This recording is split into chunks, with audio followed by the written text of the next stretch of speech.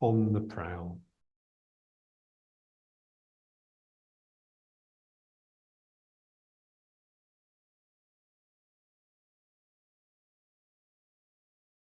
Pulling.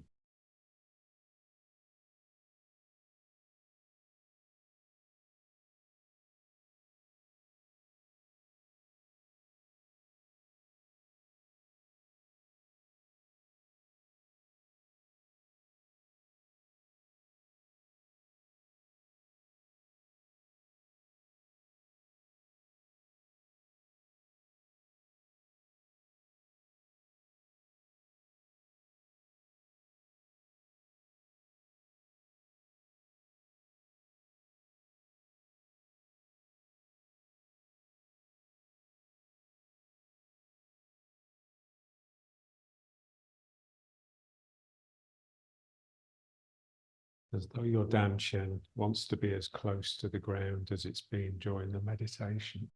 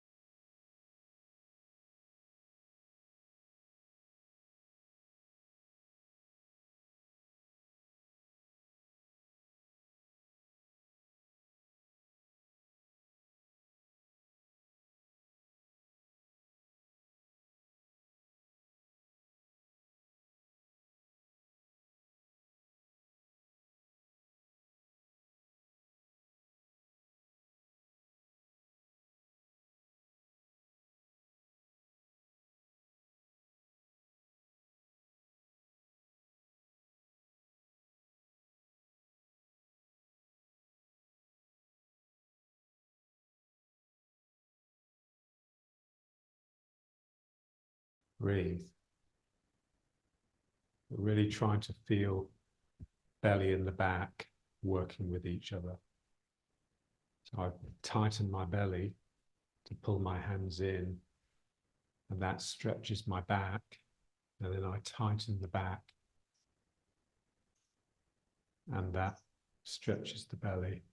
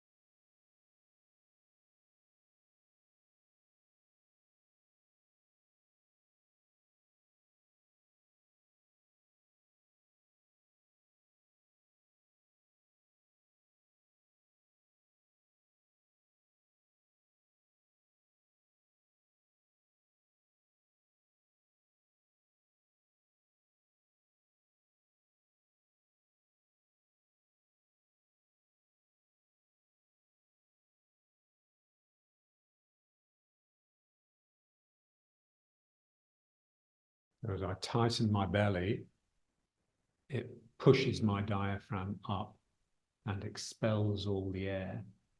And then as I tense my back, it expands the belly and allows the diaphragm to drop. I want to feel the belly and the back breathing me.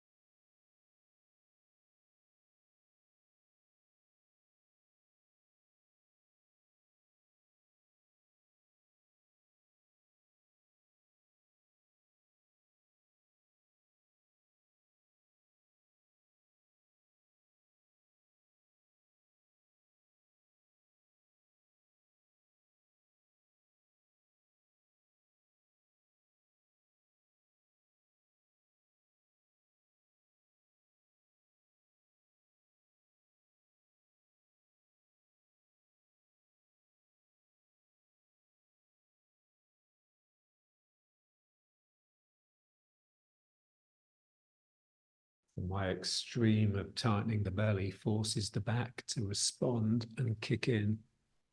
And then here, the extreme of tension in my back forces the belly to kick in.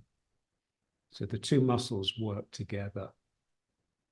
As one contracts, the other one is stretched, forcing it to become active.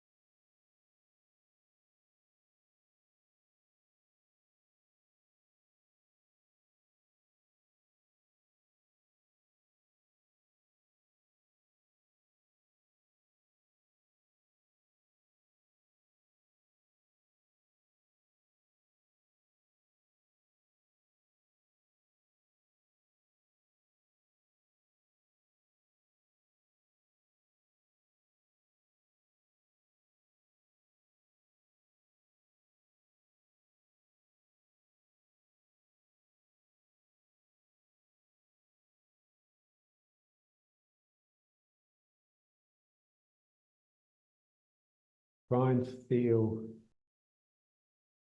the hamstrings. This is difficult.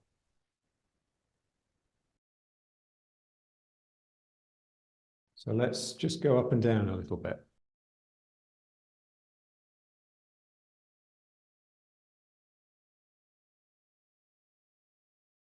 I want to go down because I've tightened my hamstrings. I've worked to go down. I haven't just released here to let gravity pull me.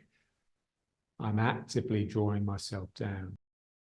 I have to tighten these muscles here, and it's difficult because we're not used to it. So I tighten my hamstrings, and that pulls me down. And then the quads kick in, and that pushes me up. So in the same way that I have this unit of my front and back here, I want the same thing with the limbs, with the legs especially. Using the hamstrings to pull myself down. And then I use the front of the thigh to push myself up.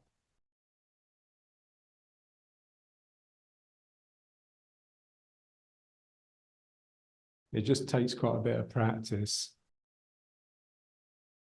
It's a different mood one needs to induce to make these kick in, sort of determined and ruthless.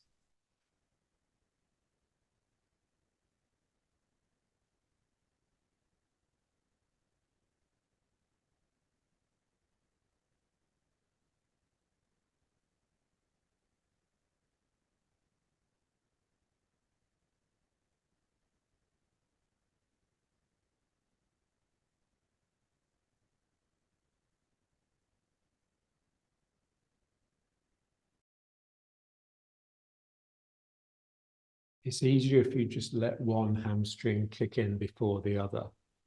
So if I pull with this one, and it's easier, I find it easier anyway, to get this kicking in, and then I can kick the other one in. And there'll generally be one that's easier. So I find this one easier than this one. So I start with this one to make sure it does actually kick in, and then I can get the other one going.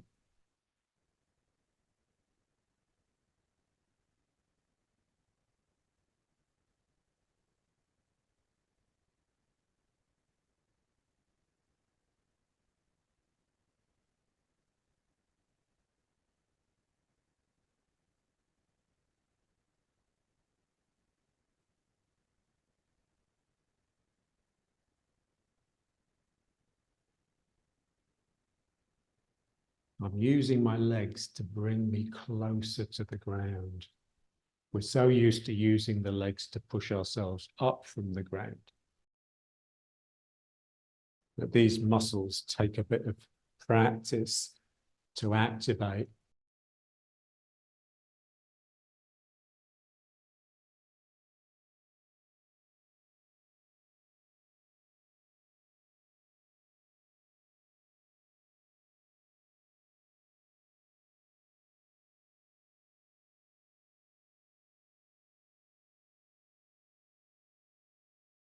So we're used to using the biceps in the arms because we're used to bringing things in and tearing things up.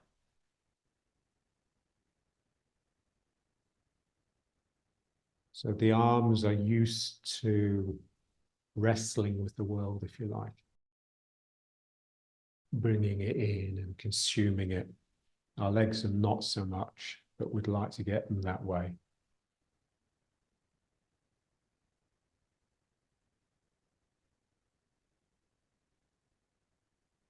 So to bring my hands in like this, I use my bicep, tightening the belly, but also I want to use my hamstring. So when I do this, it doesn't just bring me in here, it brings me down.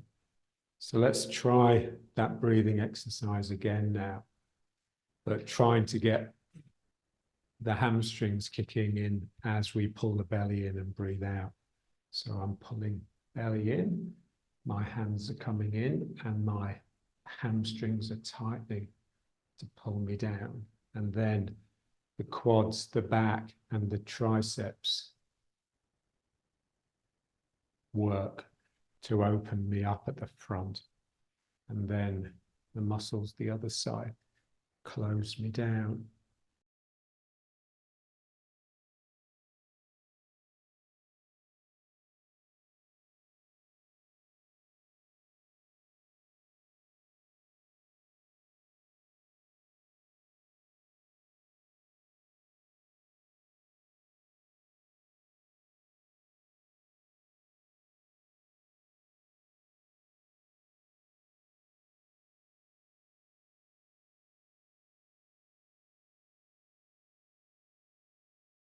Difficult to know if the muscles are working or not without touching them.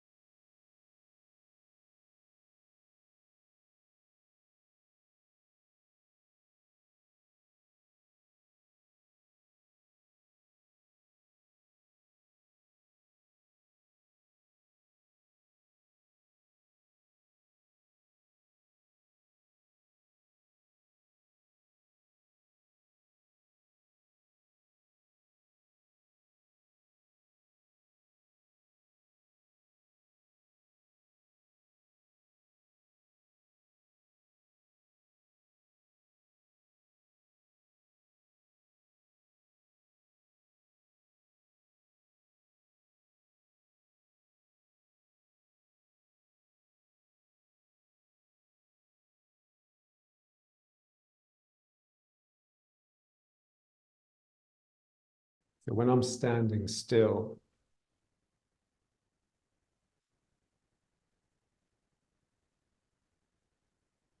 I very much want this feeling that I'm sort of throbbing or breathing with the ground. I'm not just propping myself up. So in other words, disconnecting myself from the ground so that I can become mentally, perceptively active. The main thing in my being is my connection with the earth. And that requires me to breathe with it. I'm breathing the earth up and then I'm breathing the earth out.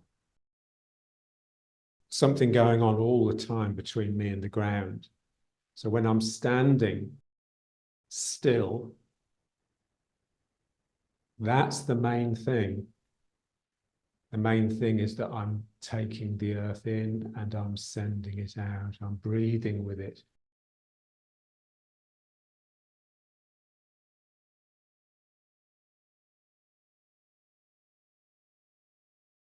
And if that is primary, then I can't really think. Thinking, it's quite a complex process that goes on in our heads.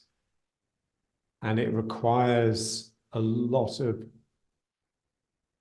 concentration and a lot of energy. So if I've got this going on underneath, it just can't really function properly. This is what we're after. We're after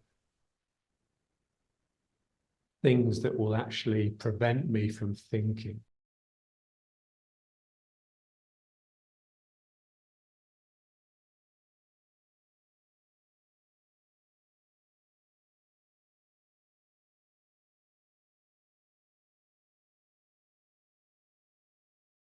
That quote of Van Gogh's, I gained heart and spirit, heart and soul, but I lost my mind in the process. So that's the feeling. It's just, we just become these really passionate, visceral creatures.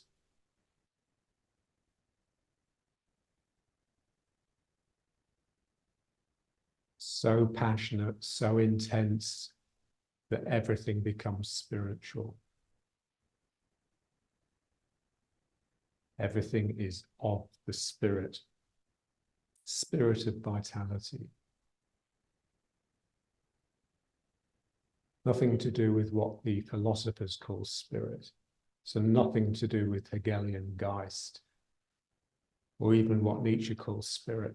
It's just this raw, passionate engagement with the world.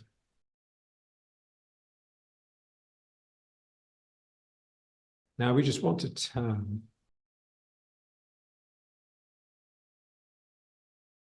We want to make sure that we turn from here. Because most of what passes for turning in Tai Chi is really the shoulders moving, the arms moving, and this just happens to be going along for a ride because it's sort of connected.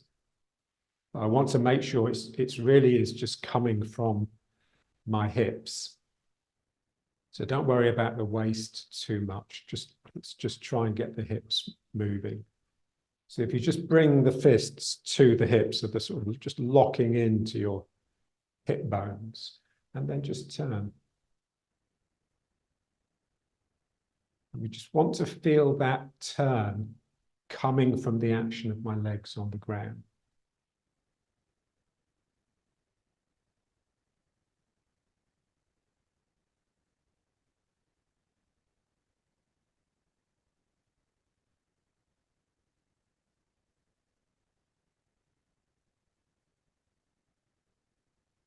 So to turn to my right, my left leg really has to push and straighten, push this hip round.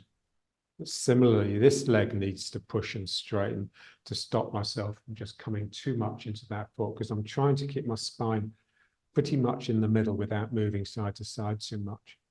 And then to draw myself back to the front, I tighten this leg, I bend this leg, I'm using my hamstring here to pull myself back to the front. Now this continues bending, but this starts straightening, and then there's some point where this has to start straightening as well to stop myself from just coming too much into it. It's quite complicated. What's happening in the legs is quite involved, but we just want to look at it.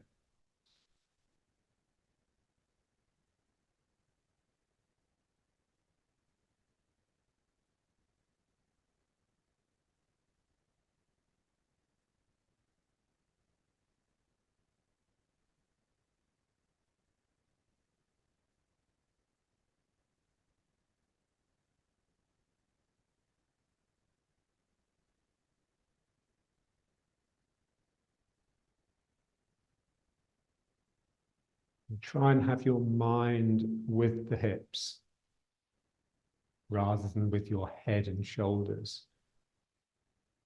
So I don't want to con myself that I've twisted around more by twisting my head. I want to keep my head locked in to these hips. So I want to feel the movement of the hips.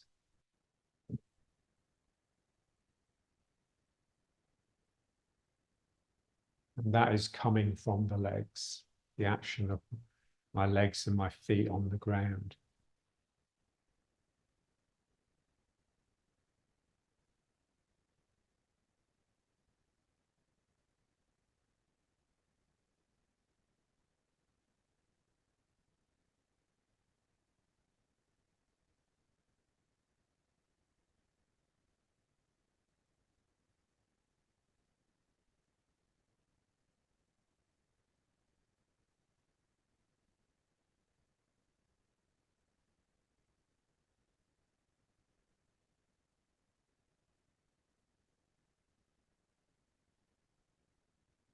And now let's just bring it up a bit.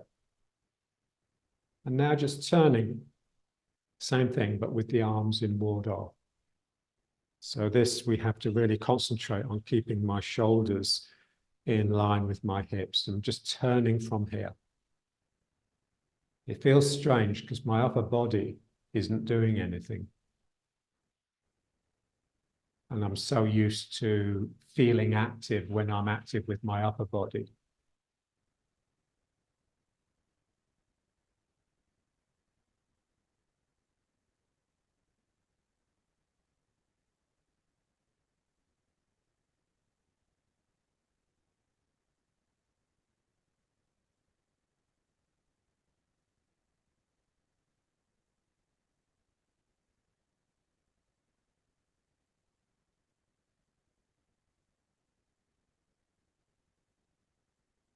Just pause at the side and then just release.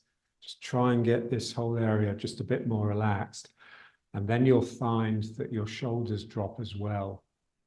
So tension in the hips, tension in the shoulders, very much the same thing.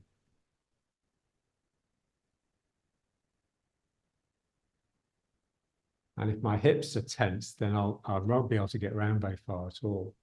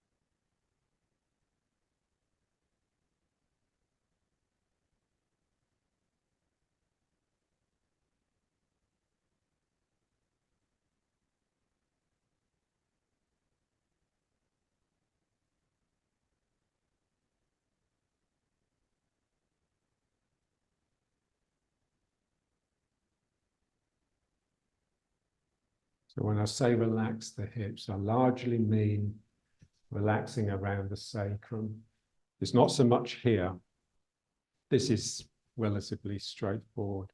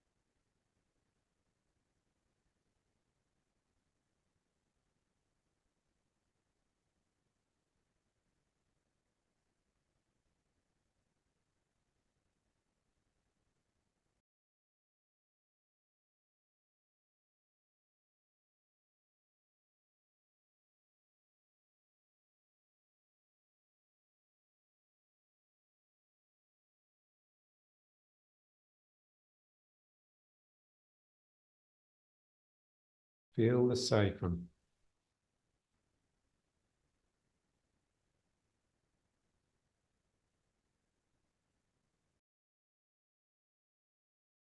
The relaxation is an expansion from the center of your sacrum outwards.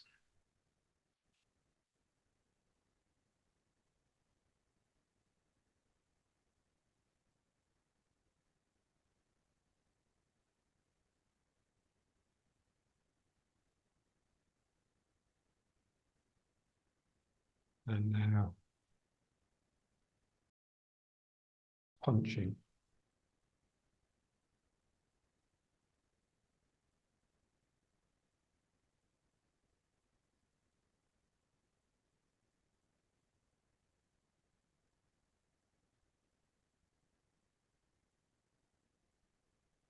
This is something that's common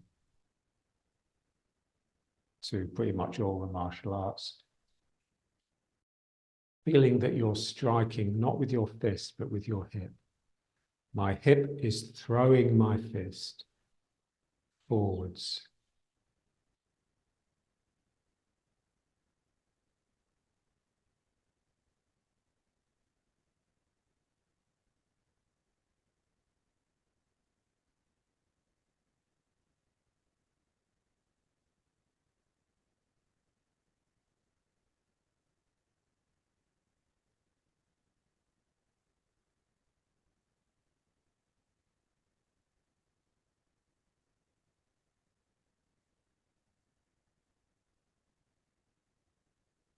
If I want this hip to fly forwards with any power, it needs to come from the leg.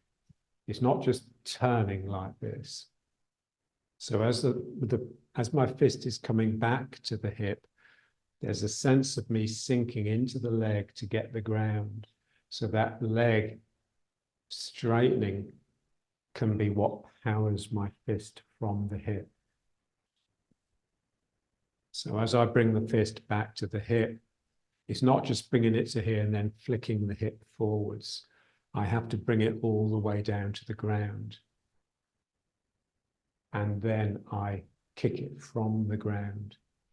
And again here, this has to sink down to this heel and then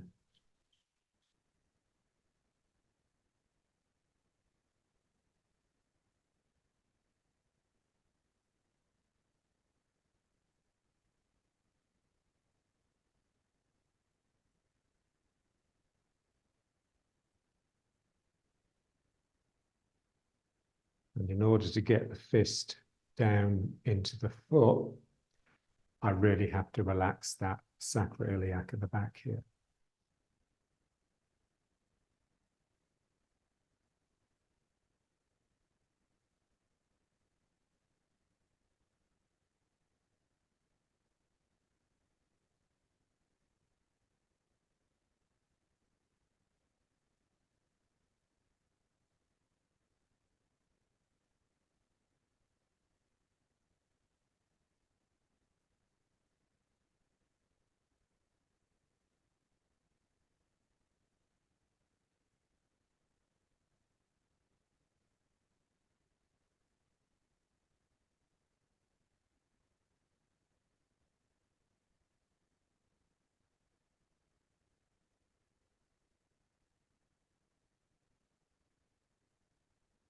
So the fist that comes back is connecting with that foot that I'm sinking into.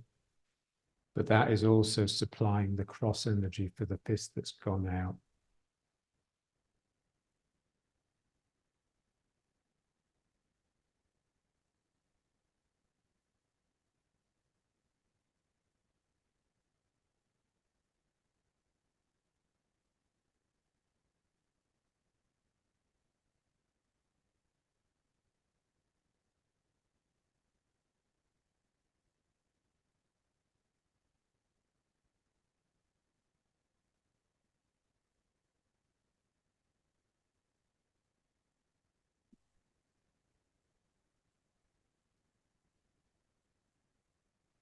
So when I strike with the fist, in a way, there are two blows. One is coming from this leg. So this hip is pulled back, like pulling the catapult. I'll pull back here, sunk into the leg, and then I release that energy, and this fist comes out. So that's like one blow. And then there's like an aftershock, which is me sinking into this foot and getting that added extension.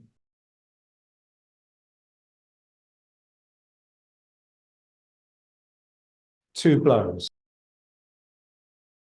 So I strike from this leg first, and then as I sink into this leg, which again requires a relaxation, something in me has to let go of this leg as much as anything, so that I can sink into this leg, and that just gives you that extra couple of centimeters extension and a burst of release. So the feeling is that you struck with the fist first, and then you strike with the spirit, and the spirit sort of goes inside the body. So that's the damage, it's the rupturing. 1 and 2. And then this one comes out from this leg first, and then I sink into this leg.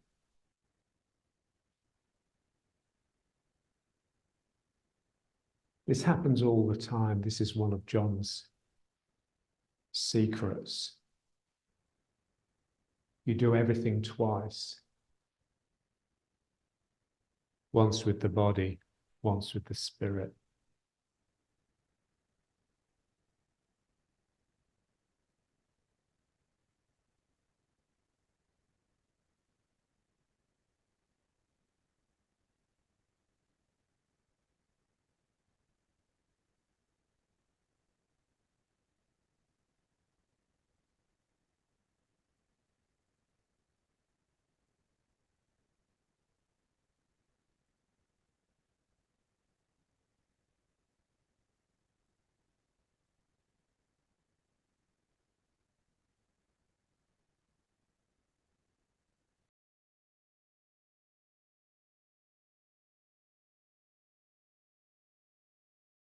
Just the same thing, but quickly.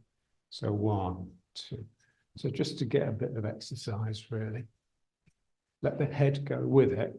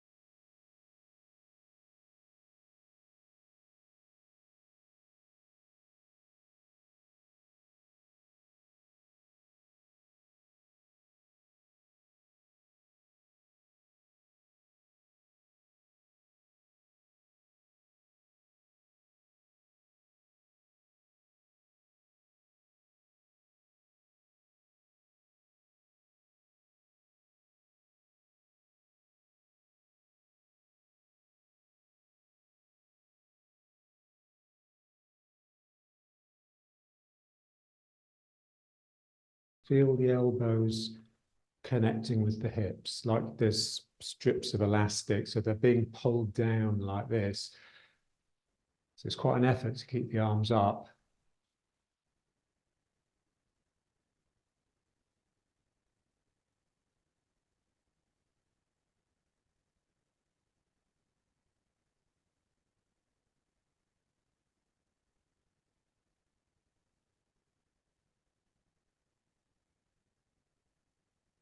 Just feel those two minds, the one that wants to come up and out and go on an adventure, wants to sort of venture into the world, and the one that wants to withdraw and go down. So in a sense, this one is harder work because you have to bend the legs. We want to feel those both there. So I'm not just standing, pushing myself up from the ground. I'm pulling in. And that should be the main component, because that's the yielding mind.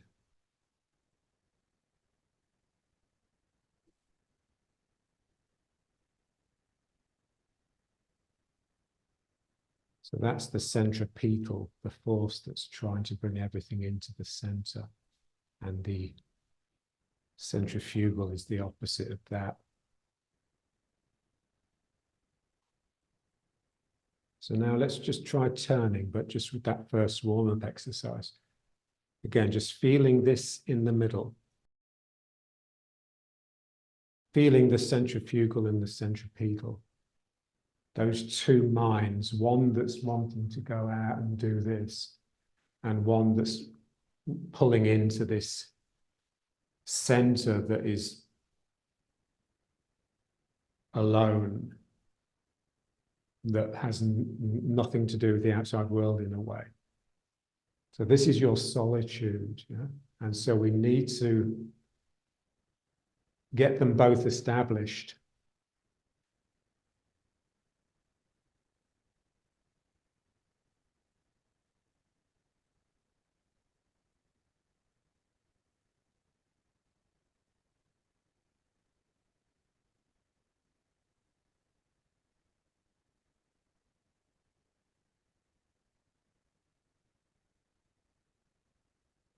And just allow the head to go with the turning. We want the production of circles to be the main thing in our Tai Chi.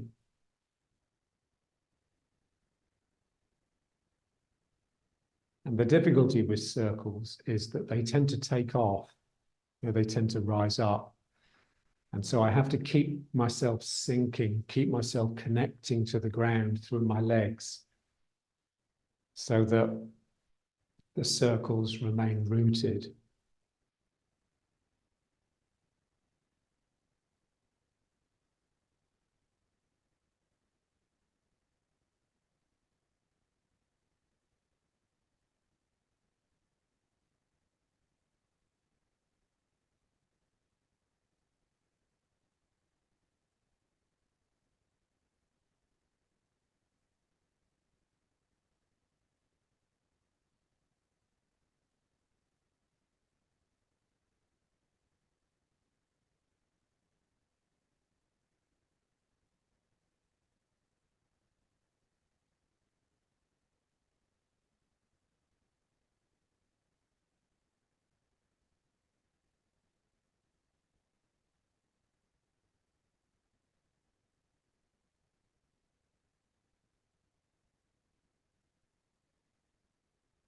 And all the time we'll try to bring it up to the head and shoulders, but just try and keep it in the hips and the waist, the dantian, the sacrum.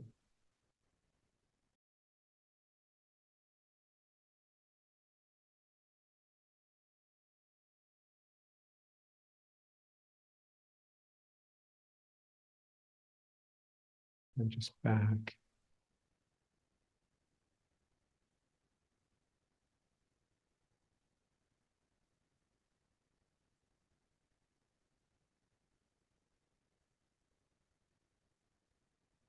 So those two aspects, the yielding and the attacking,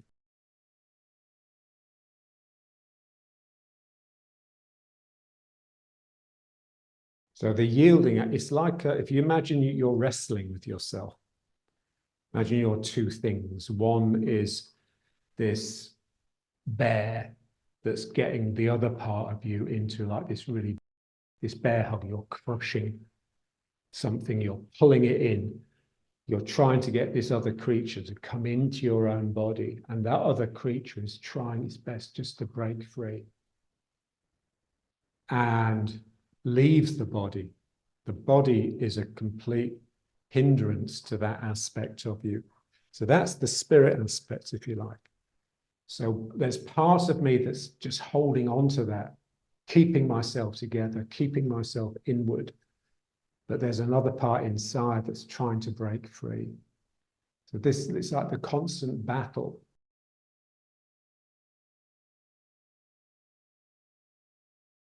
True peace lies in finding the true war. So this is the true war, you know, between the physical and the spiritual. But it's healthy. So part of me is just doing this. And another part of me is just wanting to scream and break free of that.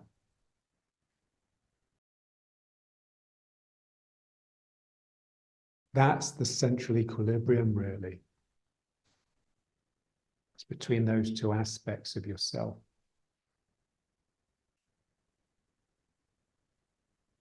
So, you know, most of us, we don't really have a sense of the spirit.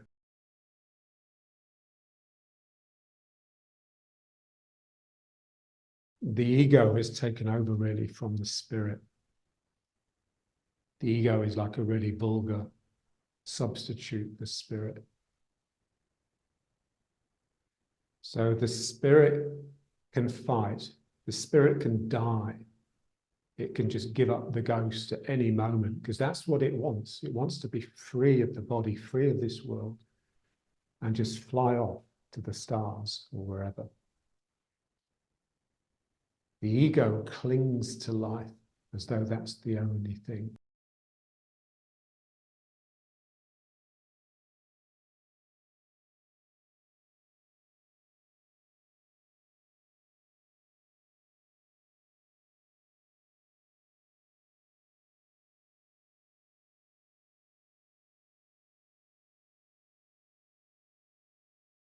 There's a new sumo tournament on. It's nearly over now.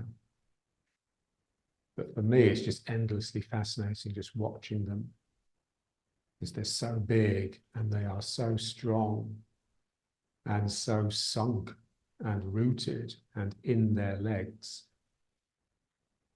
And when they come together and fight and clash, for a moment you have this equilibrium that is just so intense. The forces are so strong that just the slightest twist from one of them and the other one will just go flying off, because the forces are just immense. So you can really see reality operating in a way, a reality that is free of the mind, free of this desire to slow down and control. So the ego is all about just reducing the intensity, reducing the passion, becoming cool, you know, putting on your sunglasses and standing back. Whereas this is just trying to get that equilibrium between the yielding and the attack, ready to burst.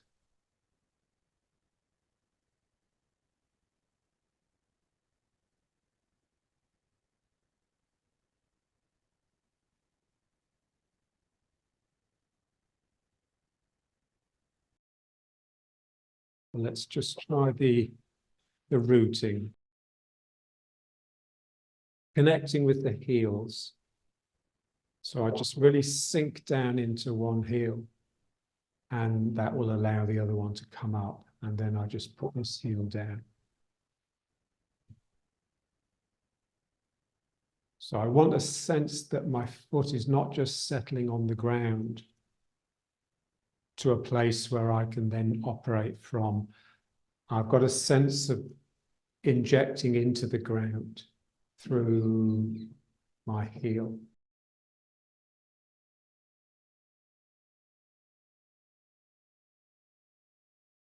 in a way, it's just in the mind, but the body needs to be able to do it, obviously.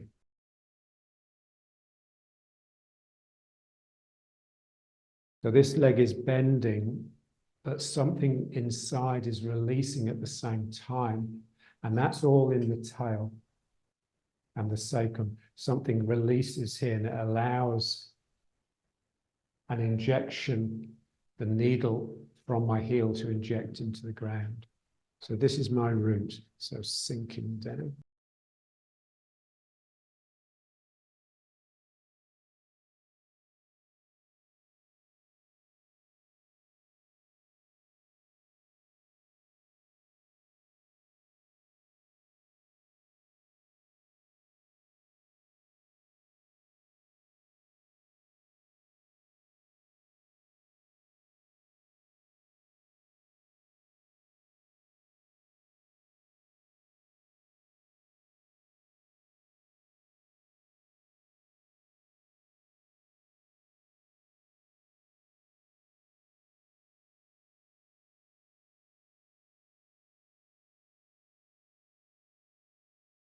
So this is something that the mind finds really difficult. There can be no sense of thinking to yourself. Otherwise, nothing will come out of your foot at all.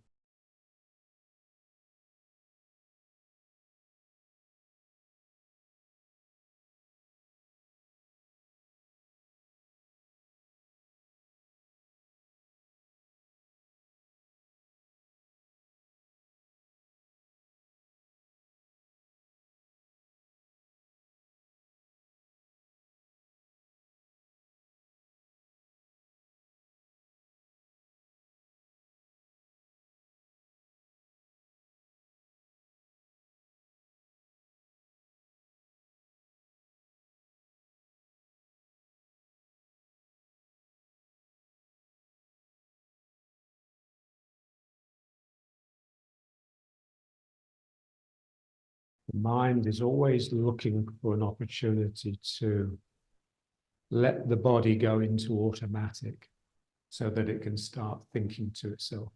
Even if it's thinking about what you're doing, it's still not right.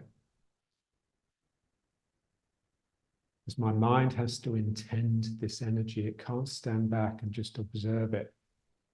So there's an intensity that builds up inside that just sends this needle down into the ground.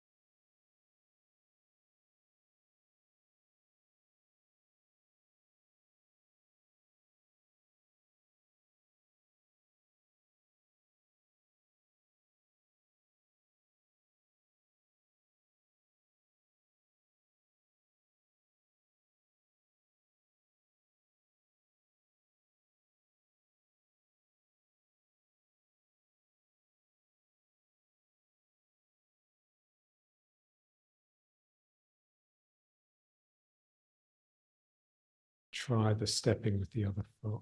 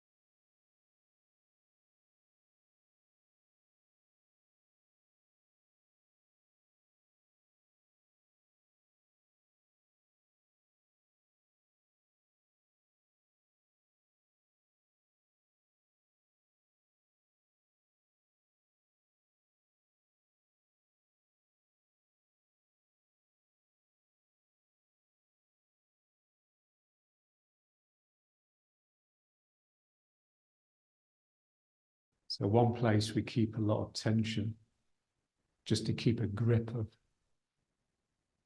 what's happening, is the jaw. So I just want this sense of my jaw is just releasing, it's expanding.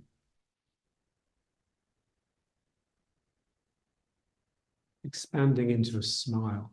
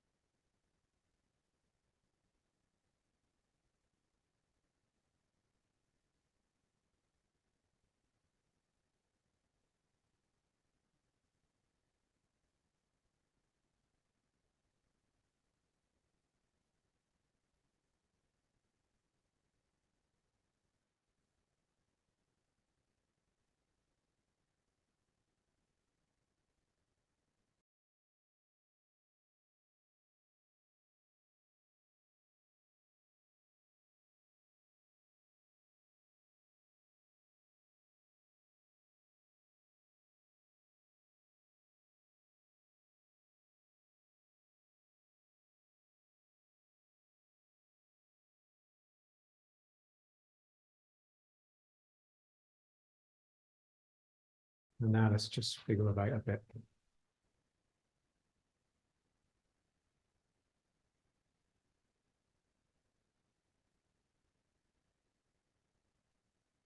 And working from the waist and from the ground. So in the same way that we needed to find the leg to give this some power, I want that in everything.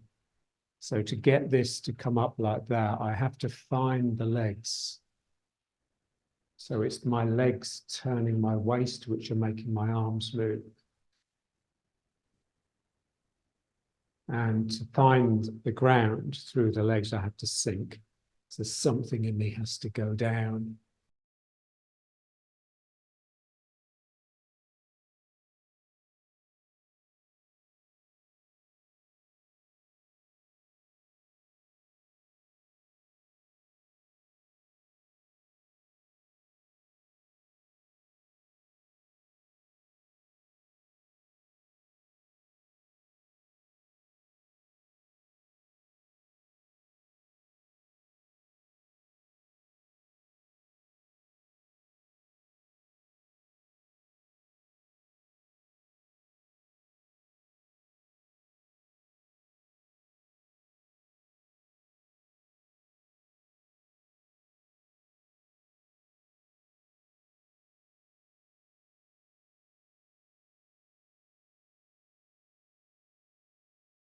So this is difficult. Doing the figures of eights using the hips and the waist, because it's so easy just to get it all in the shoulders.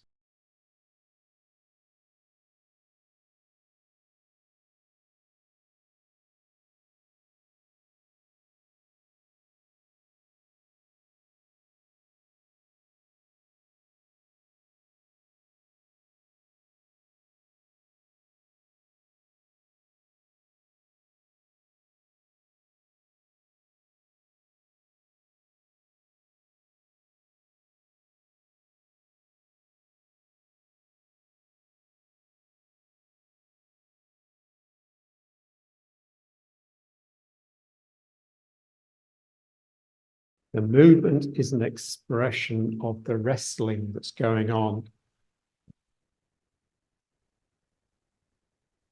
between those two aspects of you.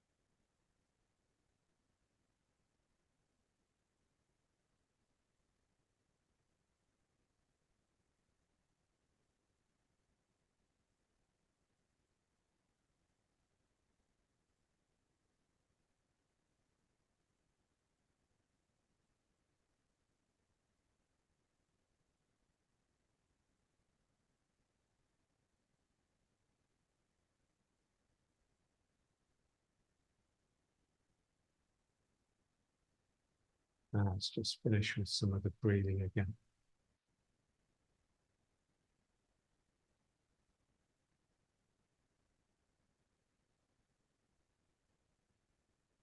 So this is the wrestling. Clear. So here I'm trying to contain. And then here I'm trying to break free.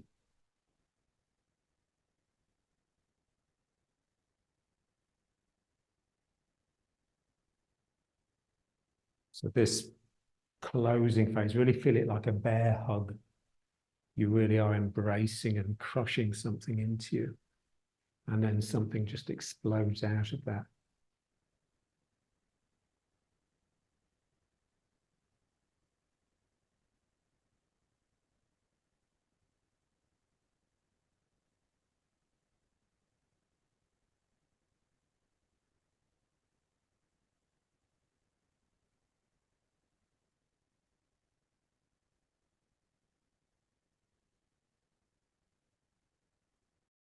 Containing the sinking is building up to the explosion. So the explosion is sort of inevitable.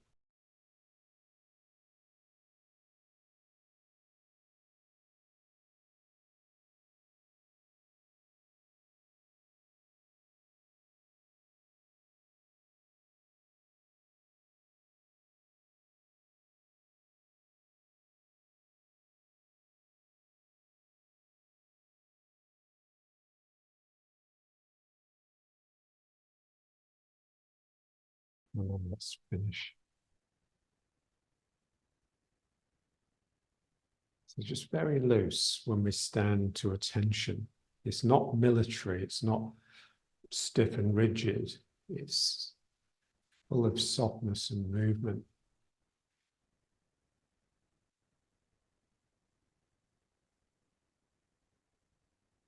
And subtlety.